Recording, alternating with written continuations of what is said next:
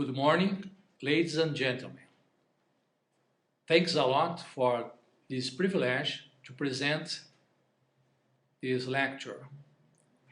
It's a great honor for me to talk about obstetrical hemorrhage. In fact, I'm going to present 3 dramatic real cases.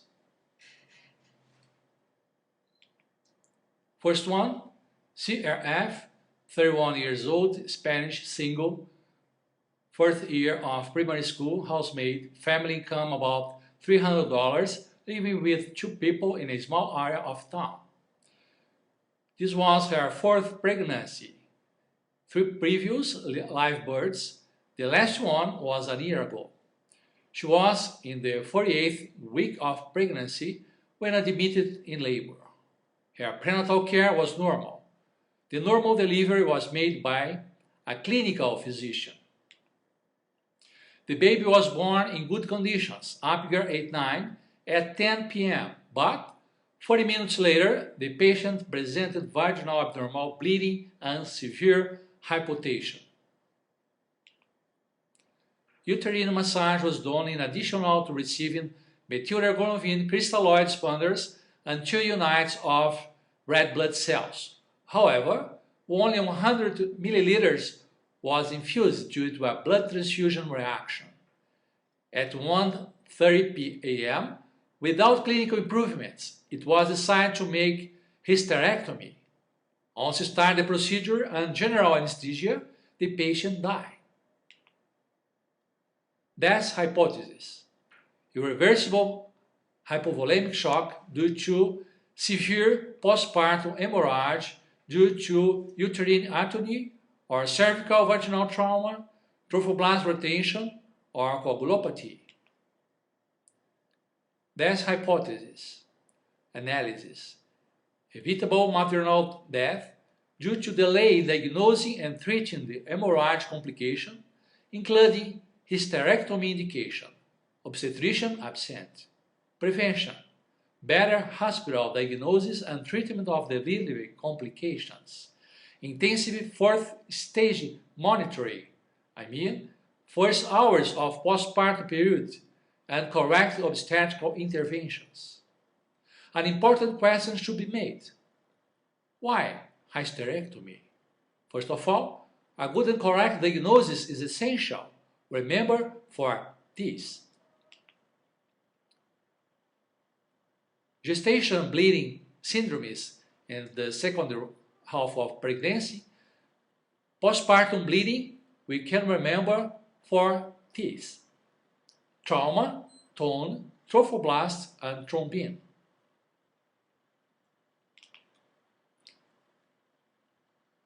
Second case, CFS, 28 years old, single, black, elementary school, housemaid. She lived in Paraguay, but her antenatal care was in Foz do Iguaçu City, in Brazil. 50th pregnancy, 4 previous live births and 1 died soon as was born. Previous gestations without complications. The last one 3 years ago.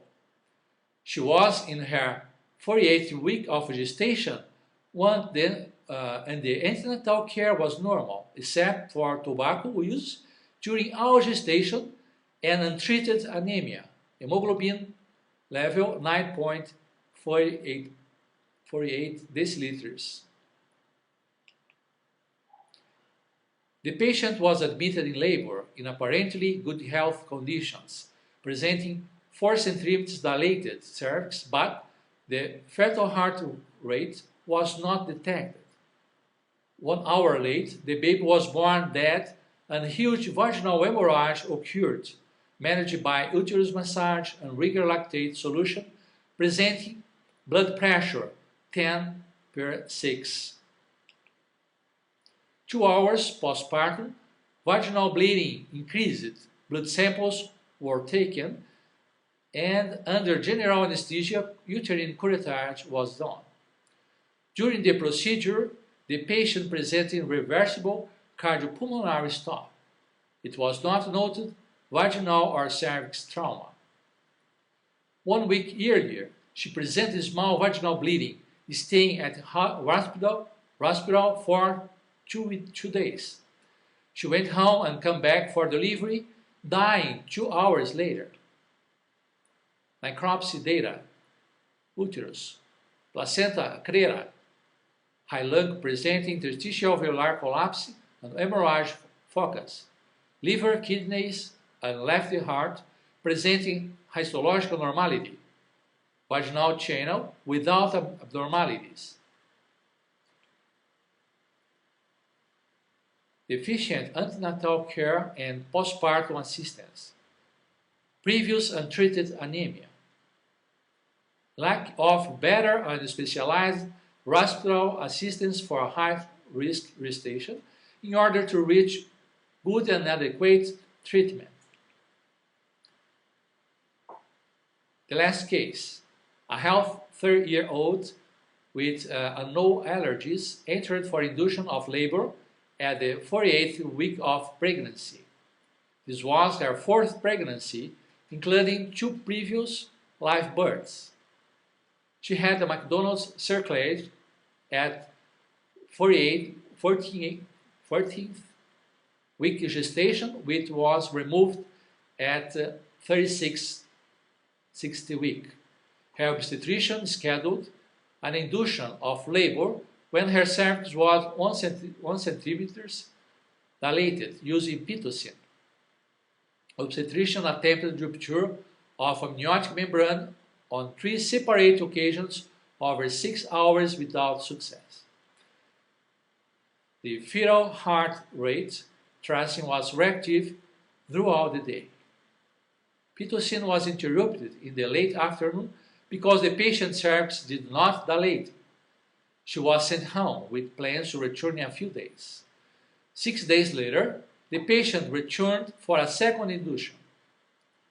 9 a.m., her cervix was 1 to 2 centimeters dilated, and the FHR had moderate variability with a baseline of 140 to 150 beats per minute.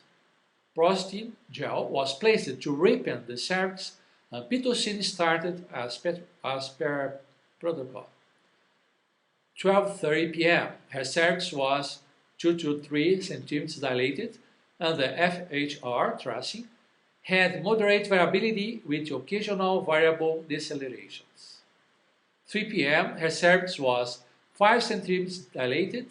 The FHR was 140 beats per minute with minimal variability and variable decelerations around the time of contractions. What's normal? 7 p.m. Her cervix was 8 centimeters dilated, and the fetal head at 1 plus to 2 plus station. The fetal heart rate was 160 to 170 beats per minute with minimal variability and variable decelerations, some with slow return to baseline. The patient complained of left side pain and her epidural was reinforced. 7:30 p.m. Her cervix was an anterior lip. The fetal heart rate was 170 beats per minute with persistent variable decelerations. 9 p.m. The FHR baseline was 170 beats per minute with deep decelerations. An intrauterine pressure catheter was used to record contractions. The patient complained of severe pain and a fetal scalp electrode was applied. 9:35 p.m. No cervical change. The FHR was 170 beats per minute with deep decelerations. The obstetrician decided to deliver by C-section. An intensive abdominal bleeding was found. A female infant was found free-floating in the abdomen, requiring resuscitation. The mother's uterus and bladder was ruptured. The infant was severely asphyxiated and extensive neurological injury and died 3 weeks after birth. What happened? Analysis. The indication for inducing labor prior to the patient's actual date, especially with an unripped cervix, was unclear. A pregnant woman should be consulted regarding potential risks to her and her fetus, agents and methods of labor stimulation, and the possible need for a repeat induction or a C-section instead of vaginal delivery. The rationale for the procedure or treatment, risks involved, expected benefits, and alternatives to treatment, including the likely results of no treatment, should be documented in the patient's medical records. The obstetrician failed to recognize that the fetal heart tracing deteriorated during the course of labor, reflecting worsening fetal status and fetal acidosis. According to the American College of Obstetrics and Gynecology, fetal heart rate tracings that begin with moderate variability, progressing to minimal or no variability with persistent deepening decelerations, are indicative of deteriorating fetal status and require evaluation for possible causes. Several factors likely contributed to the uterine rupture during labor, including the lacerated and scarred cervix that prevented normal dilation in response to labor contractions, and the integrity of cervical tissue at the deceleration sites. A scheduled induction should have given the care team maximum opportunity to review the chart and be alert for such risks, circumstances that could be highlighted in the labor and delivery team briefing. A checklist review of concerns prior to induction of labor and repeat intrapartum as the need arises can help raise the appropriate red flags and increase situational awareness. Conclusion. Unclear justification for practice outside the standard of care. Induction prior to due date, delayed diagnosis and treatment of deteriorating fetal status, and failure to perform a C-section in appropriate time.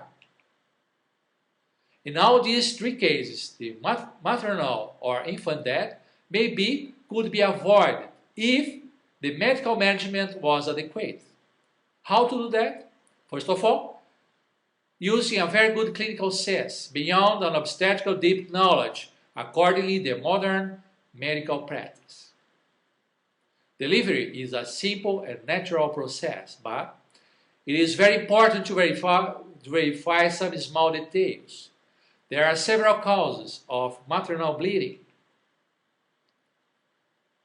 as placenta previa, abruption, placenta accreta, uterine inversion, uterine rupture, and postpartum disorders. Remember for these. Placenta previa occurs 1 to 250 cases. Risk factors: old age, multiparity, previous C-section, miscarriage, smoking or drugs abuse in the pregnancy, and presence of male, fetus male. Placenta abruption occurs 1 to 75 to 1 to 225 cases. Risk factors: hypertension, multiparity, premature amniocentesis, polydramius, smoking, drug abuse in the pregnancy that leads ischemia and residual necrosis, previous abruption, placenta, trauma, old age, and also previous C-section. Placenta accreta occurs 1 to 500 cases. We have three cases: accreta 79%, increta 14%, and the worst one, percreta 7%. Risk factors: old age, placenta previa, previous C-section. If you have 2 or more C-sections, the probability to to found placenta creta increased enormously. Placenta creta was rare until 1950 years. It was 1 to 300,000 deliveries. It enormously increased in the last 2 years due to increased of C-section. Obstetric coagulopathies. The normal pregnant behaves is a state of Schwarzman latent, able to develop DIVC under appropriate stimulus. Disseminated intravascular coagulation, stillbirth, tissue thromboplastin, sepsis, intravascular hemolysis, amniotic fluid embolism, hypoxemia, shock, hemorrhage, and increase of FDP. Dimers are increased. These caused by the degradation of fibrin, the fibrin net.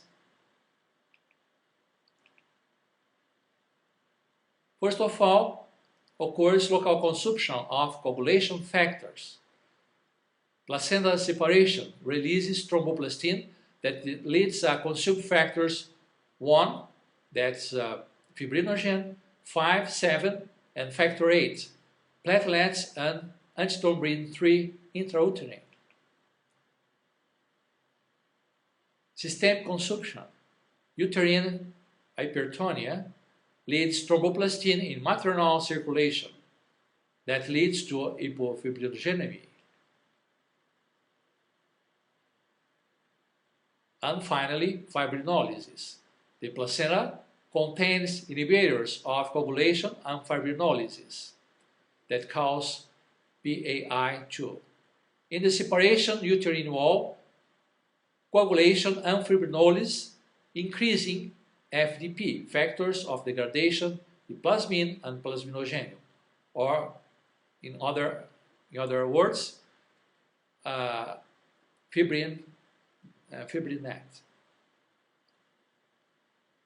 But we have others coagulopathies in obstetrics as congenital factors. They are hematological disease as Bernard-Soulier syndrome, when we have one deficiency of platelet glycoprotein, Glasman's thrombocytopenia, von Willebrand disease, idiopathic thrombocytopenic purpura, and hemophilia. Thromboplastin goes to transforming prothrombin in thrombin.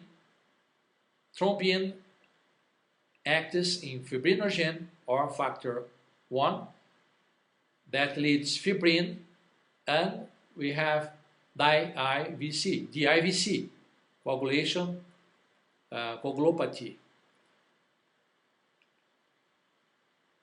Another question. If the patient is bleeding, is the allogenic blood transfusion always essential? Let us think about it. Vascular trauma physiology, hemostatic process. The first phase is primary hemostasis. Occurs platelet aggregation. After secondary hemostasis, when occurs a fibrin deposit to stabilize the clot. And the third one is fibrinolysis. Is observed solution of the clot. The second phase is coagulation cascade that begins with factor 7. Factor 7A, 7 activated, 7A, acts on factor 10 that in the last analysis transform factor 1 or fibrinogen in fibrin net. Fibrinolytic system. We need to have harmonic cooperation between the the sheet wall plasminogen activator and plasminogen activator inhibitors. Because plasminogen stimulated by tissue plasminogen activator leads plasmin that acts in fibrin net and leads fibrin degradation products. Severe obstetric hemorrhage leads to anemia, coagulopathies. Also, could lead an hypovolemic shock. But we have compensatory mechanisms, local and general mechanisms. General compensatory mechanisms. The energetic system in hypovolemic shock, there is a vasoconstriction in macrocirculation. Cardiac output maintains due increased preload in order to have a good myocardium and brain oxygenation. Also, there is a renin-angiotensin system from pituitary in our brain. Vasopressin leads to the adrenal gland that releases aldosterone and catecholamines in order to obtain a water retention. And vasoconstriction leads hypoxia, anaerobic metabolism that leads acidosis. A compensation is hyperventilation plus decrease the hemoglobin affinity by the oxygen. It's called Bohr effect. Incidence, the severe obstetrical hemorrhage is around 10 to 15 of all pregnancies. How to restrict the allogenic blood use? The red blood cells flow is uniform and central, as we can see in this chart.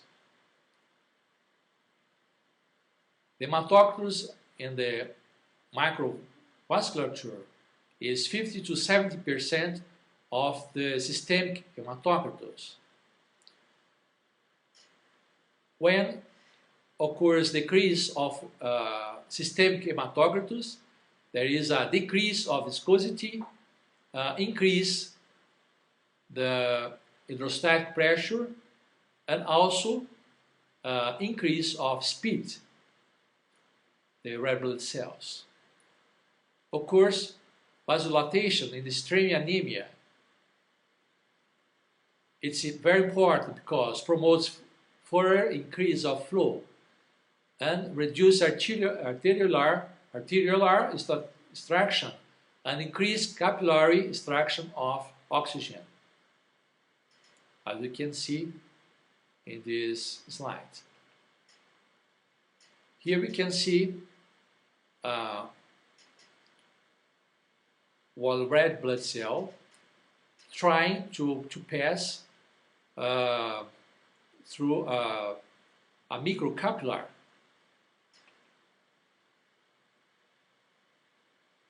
Therefore, stored red blood cells has deformation, loss of elasticity, and obstruction of capillary flow. Low levels of 2,3-DPG with loss of hemoglobin oxy affinity regulation, failure on elevation of oxygen consumption in spite of the tissue release increase when compared to fresh red blood cells. Long survival, high fragility producing more free hemoglobin, high content of free hemoglobin caused by storage with very high affinity of nitric oxide and impaired vasomotion. In allogenic blood transfusion, we should consider plasticizer and preservatives, and storage time of the red blood cells. These issues decrease to 3 dpg.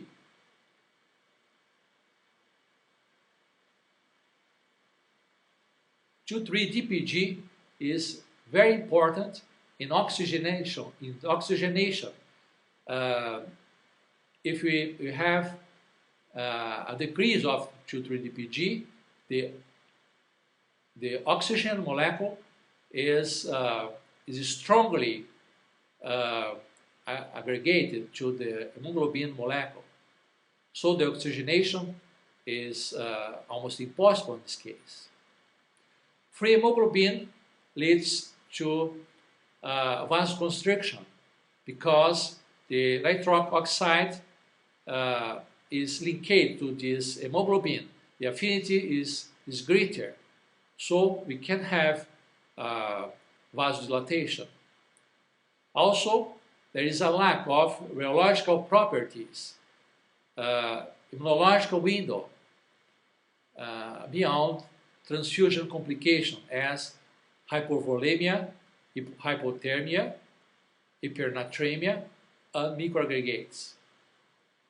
We need also consider the bioethics issues. How to do a correct therapeutic in these cases? First of all, correct nosological diagnosis is so important. Clinical and laboratory assessment is essential. Second, do not procrastinate medical care, resolving trigger factor, resolving pregnancy quickly, and combating shock. Third, stop bleeding mechanically as soon as possible.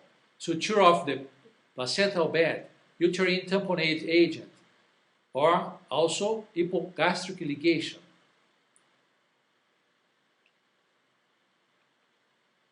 Prophylactic treatment, reduce surgical trauma, decrease bleeding. Meticulous hemostasis, uterine artery embolization, hemostatic tox. For examples, gelatin sponge, cellulose oxidase, absorbable collagen, or fibrin glue. Correction of coagulopathy, entropy 3, protein C activated, factor 7A, factor 13, interleukin 11, fibrinogen, and others. It's so important, increase the red blood cells using hydroxide iron, folic and folinic acid. To control the bleeding, we can use desmopressin, tranexamic acid, vitamin K, steroids, hormones as estrogen and progesterone, uterotonics as methylergonovin and ergometrin. We can avoid this situation, this dramatic situation. The patient is bleeding a lot, but there is a very good storage of red blood cells. Surgical technique, equipments and techniques. Using a simple electrocautery, electronic cautery, argon laser, cell salvage. Cell salvage is a very interesting machine because there is a higher survival of fresh red blood cells and autologous red blood cells. RBCs without morphological change, cellular waste microfiltrate and flat removed. Washing of blood virtually removes all contaminants. Washed cells have better 2,3 dpg and fragility indexes. Sepsis and contamination of recovered blood are contraindications, of course. There is a filter where the material obtained in the bleeding wound is aspirated, and after these cells to be washed, they are reinfused. This article is very interesting because it's about cell salvage at C-section. Abnormal hemorrhage, a leading cause of maternal morbidity and mortality, is frequently associated with C-section. Intraoperative cell salvage, IOCS, offers the possibility of improving outcome and reducing allogenic blood transfusion in case of hemorrhage at C-section. The available literature on the use of IOCS in obstetrics demonstrates that there is limited evidence to support or refute the use of IOCS at C-section. However, this procedure has been introduced in obstetric practice and is very available. Another issue is hyperbaric therapy. Here we can see two hyperbaric chambers, monoplace hyperbaric chambers. The patient is put into this chamber.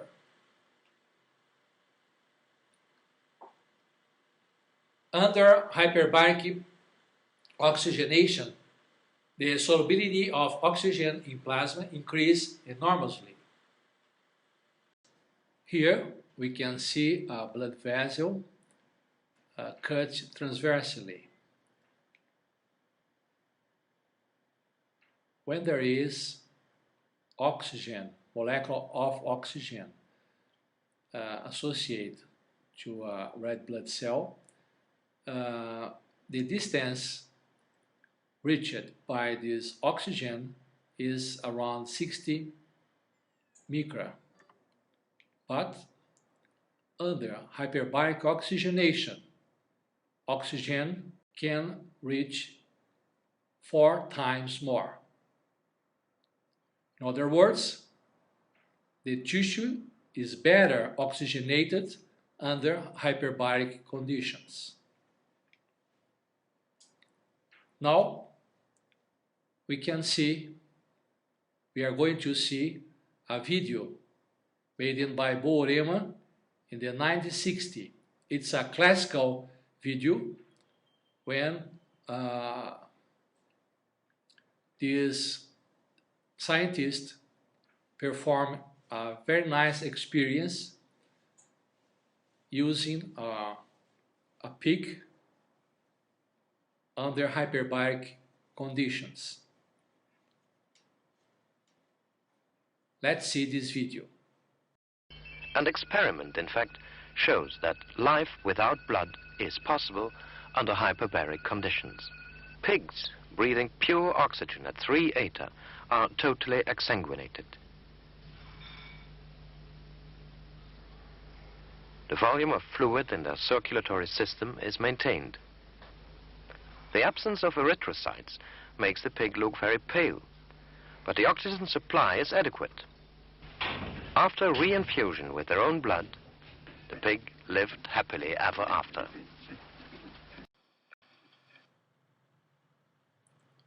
With no doubts, it's a spectacular video showing that life is possible without blood under hyperbaric conditions.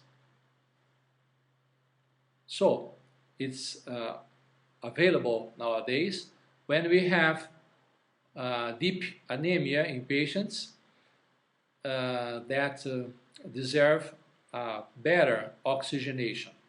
These patients under hyperbaric oxygenation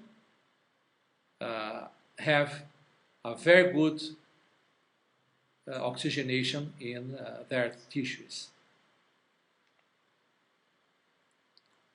Last considerations about this presentation. In fact, obstetrical bleeding in the end of the pregnancy is a very common and relevant issue that should be considered carefully in order to prevent serious hazards in the maternal-fetal binomial. Prevention is better than cure. So, we must think in all possibilities, even if a simple hemorrhage, obstetrical hemorrhage, is present. Never procrastinate an appropriate intervention when it is really necessary. Thank you very much for your attention.